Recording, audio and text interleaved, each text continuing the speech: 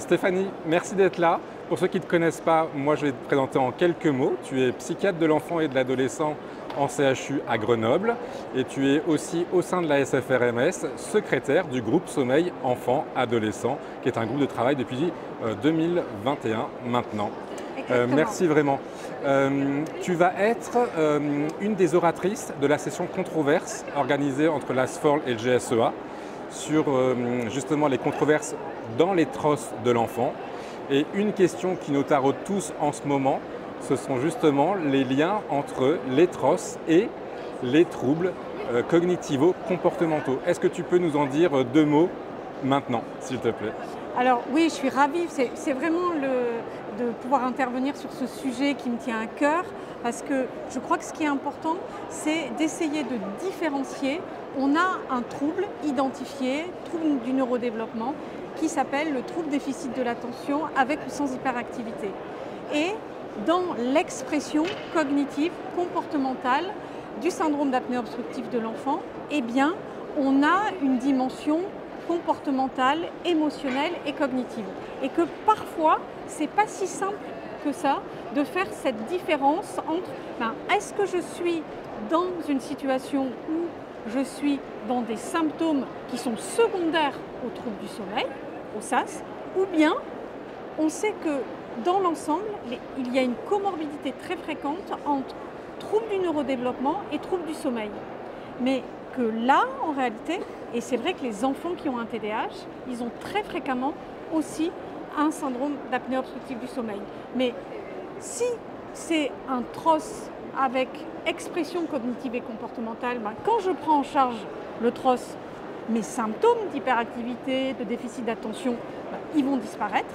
Mais dans la situation où j'ai une comorbidité TDAH et SAS, eh bien dans cette situation, il faut vraiment prendre en charge les deux.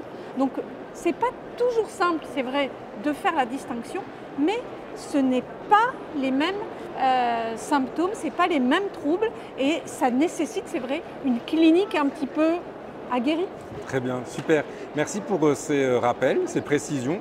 Je pense qu'ils vont tous nous être indispensables. Est-ce que tu penses qu'au sein de notre société savante qu'est la SFRMS, un jour, il sera possible peut-être de mieux préciser comment standardiser finalement la prise en charge, les explorations diagnostiques et puis les prises en charge qui en découlent entre nous tous, parce qu'on sent bien qu'on n'a pas tous les mêmes façons d'inclure des patients dans notre patientèle. Il y a des biais, sans doute qui entraînent de la confusion dans nos études. Est-ce que tu penses qu'on peut y arriver?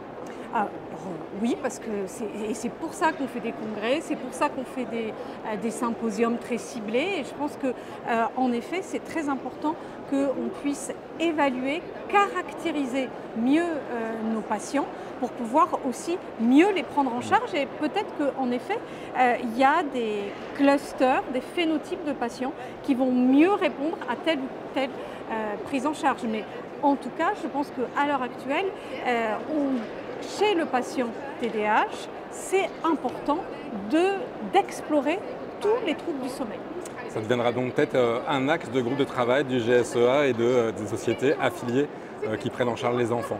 Pour finir, au cours des 12 mois écoulés, on a vu apparaître une société nationale savante concernant le TDAH. Est-ce que tu peux nous en dire deux mots, trois mots, plusieurs, comme tu veux? Alors en effet, la Société française du TDAH est née pour que ça a été un souhait quand même du gouvernement pour qu'il y ait des interlocuteurs au sein du TDAH avec le gouvernement.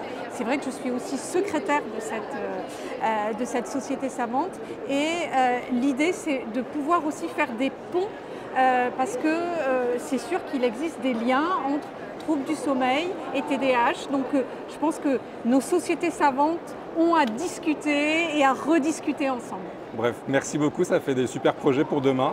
Merci d'être venu nous dire tout ça aujourd'hui pour le Somno Live. À bientôt. Merci.